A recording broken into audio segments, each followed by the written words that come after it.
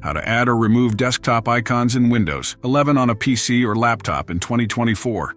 Hey everyone, welcome back to the channel. In today's video, I'll be showing you how to add or remove desktop icons on your Windows 11 PC or laptop. Let's get started. First, let's access the desktop icon settings. Right-click anywhere on your desktop where there's no icon or file. In the context menu that appears, select Personalize. This will open the personalization settings. Once you're in the personalization settings, look to the left-hand side menu and select Themes.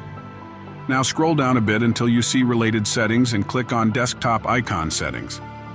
In the Desktop Icon Settings window, you'll see a list of common icons like This PC, Recycle Bin, Network, and more. To add an icon to your desktop, simply check the box next to the icon you want. For example, check This PC if you want quick access to your files and drives. If you want to remove an icon from your desktop, just uncheck the box next to it. Once you've made your selections, click Apply and then OK to save your changes.